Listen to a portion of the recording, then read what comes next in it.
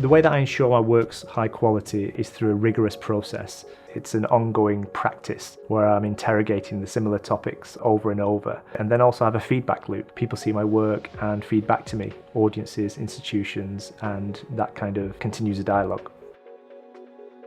My ambition for the work is always that it pushes boundaries, my boundaries and those of the audience, pushes me to make work that I haven't made before, that challenges me to learn new skills.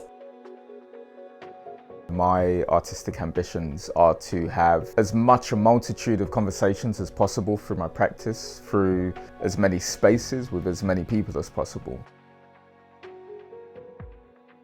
When I made Not Dying, I was supported enormously by Kate O'Donnell from Trans Creative, who directed it. And throughout my career, from my first appearance on a stage to staging Not Dying, I have been supported consistently by the Barbican Centre. Some of my ambitions include working with moving image with a greater technical detail, working with crews, specialist individuals on a technical level but also on a content level. So doing a lot more direction, choreography and arrangement. As a freelance artist, you find yourself supported by different people and institutions at different stages in your career. The institution that supported me throughout all of my practice is the New Art Exchange, where I had my first exhibition, and I'm still working with them now. Quality can be about the individuals I choose to work with and definitely their level of experience and what they can bring. So I'm always looking out for people's portfolios. When I'm writing a novel, inclusivity is at the absolute heart of it. I make sure that in the novels that I write, that the characters are a fair representation of everybody out there. Disabled people do not appear enough on our bookshelves. An inclusive practice doesn't happen solely at a creative level, but also at a production level. The project management, the employment, and the budgeting decisions I'm making, which is so important to consider when one is broadening the inclusivity of one's practice. Most of the films that I've made to date, almost all of them, at least 50% of the people working within the films are black women. I want to make work that centres the disabled experience while being open to non-disabled audiences. As well as the art world, I want my mum and dad and my family to be able to engage with my work. The way I try to make it relevant to them is make it as culturally specific as possible. The work is also for people with marginal voices, marginal identities to see themselves in cultural institutions, in galleries.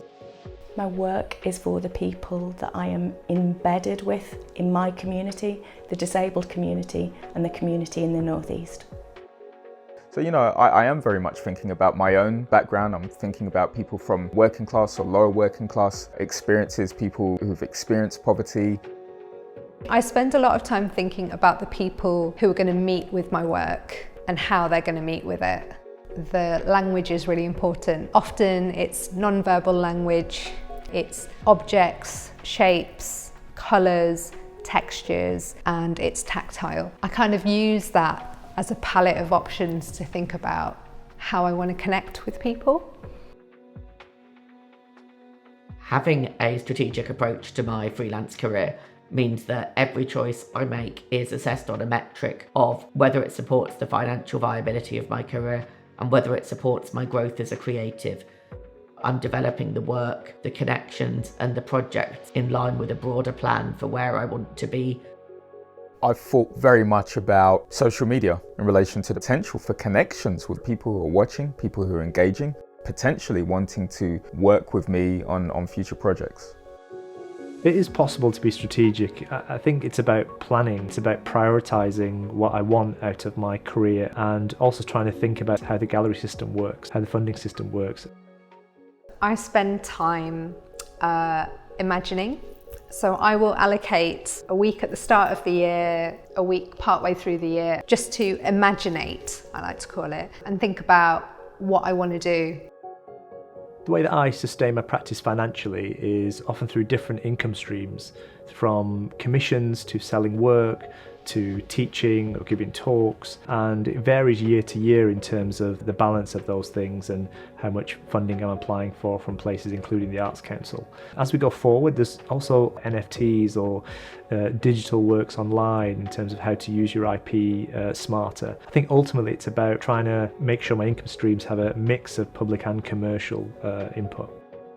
Something that's proved particularly successful as a long-term income stream is workshops, finding out my unique selling point and then building those into workshops. I ensure my practice is constantly evolving because I'm always seeking input on it from other people, whether we're talking about consultants, mentors or audiences, and I want to make sure that every opportunity I take and every project I develop is also developing me and opening me up to new possibilities. Nowadays, I spend less time writing applications and more time in conversations. I'm permanently looking at new ways to find the entrance into something and the new process which leads to a different outcome. My practice is constantly evolving through play. I leave a lot of room and time for process. Not all my projects have an end point or an end product. Sometimes the project is the process itself. I think the climate crisis practically is going to ensure that lots more of the work that I make is in my locality, and the way that other people access it is via online to cut down on transport. Increasing city pollution is having a negative impact on my breathing, and the worse this gets, the harder it will be for me to perform at the level I want to perform at. I will become increasingly less able perhaps to work in the outside world without access adaptations that I haven't really got answers for at the moment. I recycle a lot of things in my sculptural works, like my grandmother's sewing machine here, or objects that are from the past that are mining my heritage. I constantly conversate with different organisations about is actually the carbon footprint that is created through travel. Sometimes it's not even necessary to travel to a certain part of the planet, let alone the country, to have a conversation around something, since we have technology with the likes of Zoom. Anything that I try and do financially and for the environment is second-hand charity shops, make, do and mend. Also up here, we have a really good culture in swapping materials and things. The investment principles are really useful as a springboard into your creative work. I feel that the practice in general is actually meeting up with those principles, and I continue to want to strive to do more, to do better with every project. Supporting other people in their practices, bringing them in and fostering and creating opportunities, raising the ambition of the work. The investment principles make me answer difficult questions, make me think about whether I'm doing the right thing, whether I'm doing it for the right audiences, whether I'm truly developing and growing myself, other people, or the industry. They seem to be aiming at more fairness and inclusion and accessibility to the arts for everyone.